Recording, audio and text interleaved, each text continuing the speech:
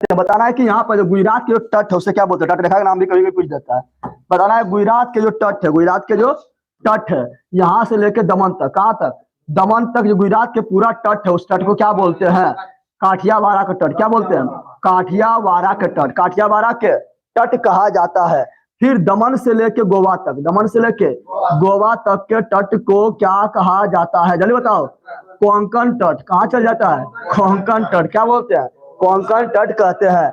और गोवा से लेके कर्नाटक के मैंगलोर, कर्नाटक के मैंगलोर, गोवा से लेके कर्नाटक के मैंगलोर के तट को क्या कहा जाता है, कन्नड़। भूल गया, कन्नड़ तट। क्या होता है, कन्नड़ तट। क्या होता है, कन्नड़ तट। और यहाँ मंगलोर से लेके पूरा केरल, पूरा केरल कोचीन तक, पूरा केरल कोचीन तट क्या, कौन सा तट बोलते हैं, माराबाल तट। क्या बोलते हैं, माराबाल तट कहा जाता है, माराबाल तट कहा जाता है। और ये पूरा पूरा तमिलनाडु, कन्याकुमारी से लेके पूरा तमिलनाडु कृष्णा नदी तक, कृष्णा नदी तक के तट को क्या कहा जाता है, कोरोमंडल तट, कोरोमंडल तट कहा जाता है। लौटते हुए मानसून से किस तट पर बारिश होता है, कोरोमंडल तट पर बारिश होता है। तमिलनाडु के अधिकांश भाग कोरोमंडल तट के अंतर्गत आता है। फिर यहाँ पर कृष्णा नदी से यहाँ तक गोदावरी नदी तक, गोदावरी नदी तक जो तट है उसे क्या कहा जाता है, जल्दी बताओ क्या कहा जाता है, उसे कहा जाता है उत्तरी सरकार तट, उत्तरी सरकार तट, उत्तरी सरकार तट।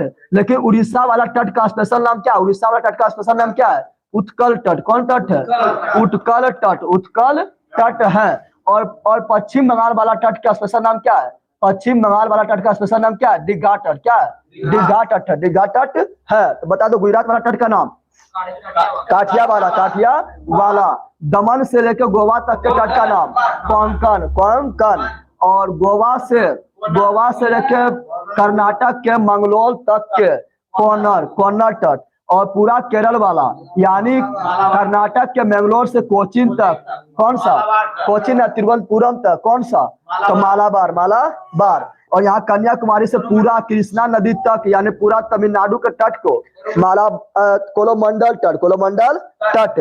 और यहाँ कृष्णा नदी से लेकर महानदी तक, कौन तट, उत्तरी सरकार तट, उत्तरी सरकार तट। और उड़ीसा के तट को, उड़ीसा के तट को उत्कल तट, उत्कल तट। और पश्चिम बंगाल के तट को दीघा तट, दीघा तट। अब इसी में देख लेते हैं हम क्या, इसी में देख लेते हैं आप लोग का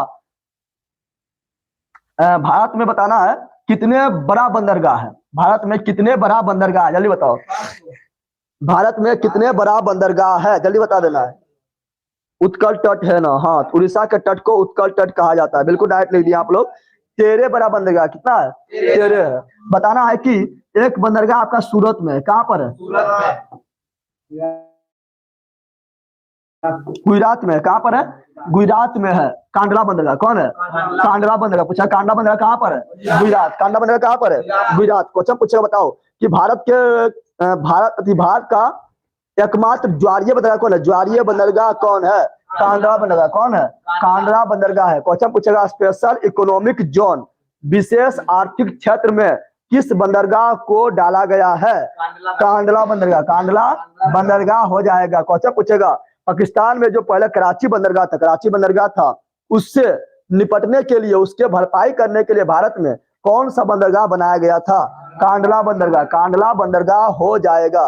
फिर आगे चलते हैं तो महाराष्ट्र, कहाँ पर आते हैं, महाराष्ट्र में 2 बंदरगाह, एक है मुंबई। क्या है, क्वेश्चन पूछा भारत का सबसे बड़ा बंदरगाह कौन सा है, मुंबई। कौन सा द्वीप पर है, सालसेट, सालसेट, सालसेट द्वीप पर। और मुंबई बंदरगाह के भार को कम करने के लिए बगल में एक बंदरगाह और बनाया गया है। उस बंदरगाह के नाम बताना है, नाहवा सेवा, नाहवा सेवा, जिसका नाम बदल के जवाहरलाल नेहरू भी रखा गया है, याद रखिएगा। और जो आधुनिक तकनीक पर आधारित है, नाहवा सेवा, नाहवा सेवा।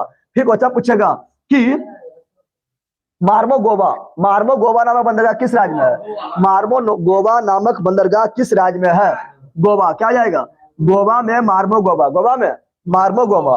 और न्यू मंगलोर नामक बंदरगाह, न्यू मंगलोर नामक बंदरगाह, न्यू मंगलोर नामक बंदरगाह कर्नाटक। क्या आ जाएगा, कर्नाटक। और ये लोहा के लिए फेमस है, क्योंकि लोहा का उत्पादन होता है कर्नाटक में, तो लोहा को निर्यात करने के लिए फेमस है। फिर क्वेश्चन पूछेगा कि कोचीन बंदरगाह, क्या क्वेश्चन पूछेगा, कोचीन बंदरगाह किस राज्य में है, कोचीन बंदरगाह केरल, क्या हो जाएगा?